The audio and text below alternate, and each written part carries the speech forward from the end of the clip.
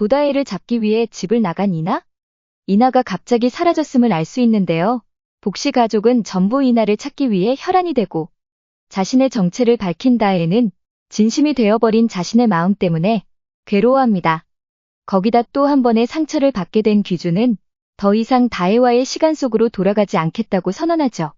하지만 그게 과연 가능할까요?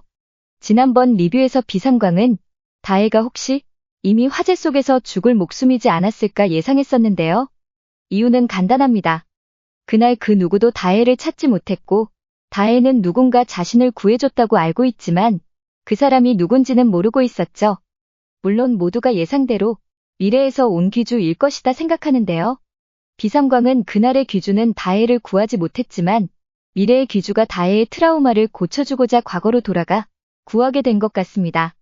하지만 지금 상태로는 절대 귀주는 다혜의 과거 속으로 들어가지는 않을 텐데요.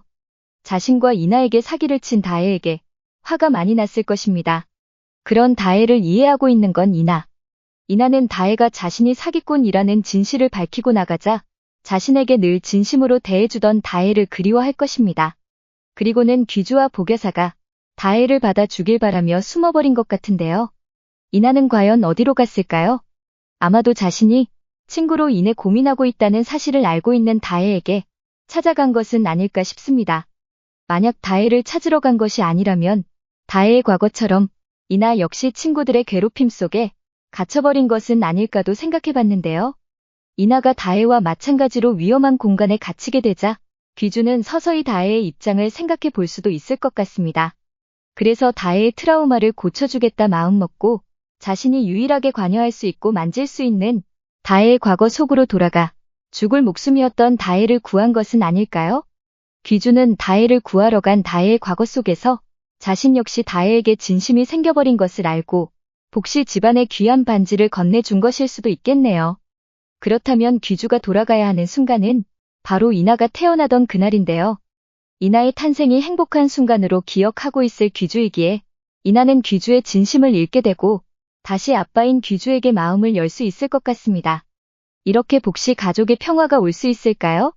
그렇다면 복동이 언니만 평화를 못 찾은 걸까요? 귀주의 운명이 다혜였다면 동희의 운명은 의외로 그레이스일 것 같은데요. 그레이스는 동희에게 자신이 진짜로 하고 싶은 것에 대해 이야기한 적이 있습니다. 또한 동희는 그레이스를 구해주기도 했죠. 둘의 케미가 생각보다 좋은데요. 물론 동희의 초능력을 봐버린 그레이스는 너무 놀라 동희가 무섭게 느껴질 수도 있겠네요. 그 흔한 독한 빌런이 없어도 엄청난 반전이 없어도 한 장면도 버릴 것이 없는 드라마 히어로는 아닙니다만 찜질방 엄마가 살짝은 빌런 같지만 사실상 비주로 맺어진 인연이기에 다혜가 합작하여 사기를 치게 만든 것은 어쩌면 합당하다고 생각해 볼 수도 있을 것 같습니다. 물론 사기는 상처만 남겼지만요. 진심이 되어버린 다혜와 다혜가 진심이 되자 상처를 받게 된 귀주, 그리고 어쩌면 다혜에게 많이 의지하고 있는 듯한 이나. 세 사람은 과연 정말 가족이 될 수 있게 될까요?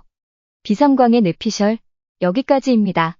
오늘도 재미있게 보셨다면 좋아요, 구독, 응원의 댓글 부탁드립니다.